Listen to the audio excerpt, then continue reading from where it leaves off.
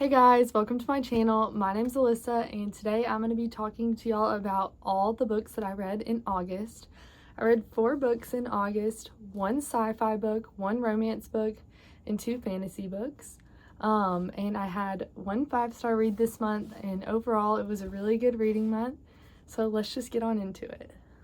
The first book I read this month was Divine Rivals by Rebecca Yarros. This is a fantasy romance book, and it honestly took over TikTok this month and ended up being our book club pick for the month. Almost everyone in the book club rated this book 5 stars, including me. I absolutely recommend this book. It is so good. Even if you're not too into fantasy, this book doesn't have like too much world building or like isn't too complicated to follow. It's really heavy on the romance, so if you enjoy romance books and are looking to get into fantasy, I definitely recommend this one. This book follows Roman and Iris. They both work at the newspaper column, and it's during a time of war. And so Iris's brother has gone off to war, and she hasn't heard from her brother since he enlisted in the fight. So she's been going through a hard time with that. She starts writing these letters to him to help herself cope, and she's just throwing him under her wardrobe. And mysteriously or miraculously, her newspaper nemesis, Roman, starts receiving these letters, but she doesn't know that, and he begins to write her back, and the story just kind of goes from there. The next book I read this month was Heir of Fire. This is the 3rd book in the Throne of Glass series. I absolutely recommend this series so far. I've rated all the books, including this one, 4 stars. Throne of Glass is definitely a great adventure to follow, and it really keeps you on your toes because you get to see a lot of different point of views. I absolutely loved following Selena's story in this 3rd book. The only reason that it didn't get a higher rating from me is because one of the point of views in the story followed a character named Manon, and I just couldn't get into her point of view. But I'm sure it will become more important as the series goes on, and maybe I'll look back and think that it's crazy it was hard to get into. But yeah, definitely pick up Throne of Glass in the fall time. I feel like it's a perfect fall read, and it's a big series for you to get into. I will say Throne of Glass does have less romance than the ACOTAR series, Sarah J. Maas's other series that's really popular.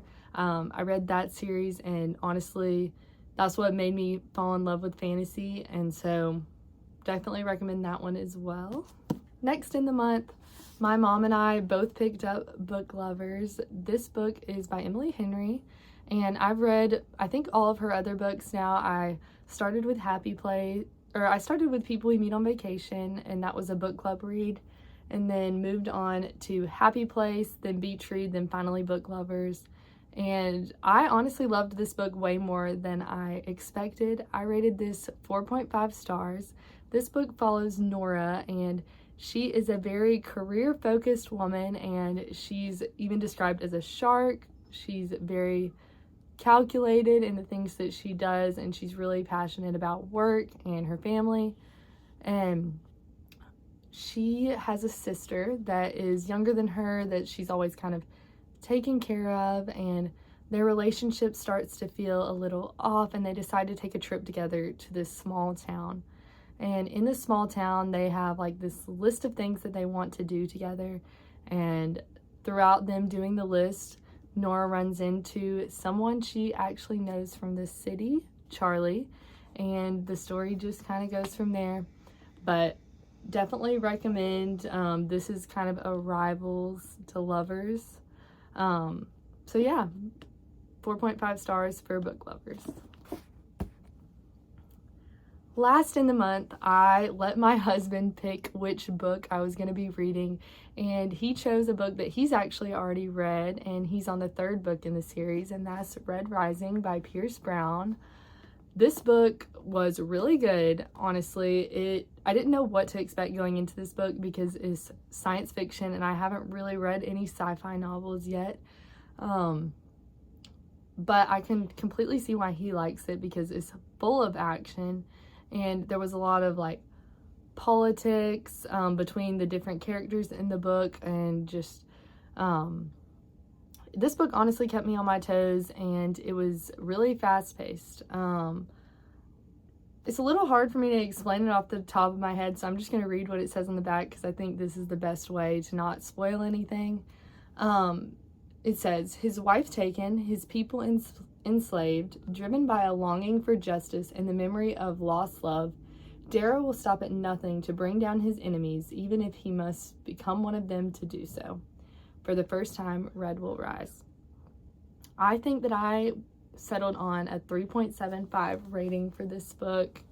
While it was really good, it just wasn't my favorite. I wish we could have gotten to know some of the characters more and, you know, had a little bit less action, which Aiden would totally disagree. This is definitely a 5-star for him. So if you're looking for that, I definitely recommend this book. Overall, it was a really good reading month. I really liked all the books I read. I would say that my favorite book was Divine Rivals, followed by Book Lovers, then Heir of Fire, and then Red Rising. But overall, really looking forward to continuing the Throne of Glass series, reading whatever Emily Henry puts out. The second book in this series comes out later this year, and then eventually I do think I'm going to pick up and finish this series because I really do want to see where it goes from here. So yeah, comment down below if you've read any of these books, what you thought about them, any books that you want me to pick up in the coming months. Definitely comment that down below too. Thank you for watching. See you next time. Bye.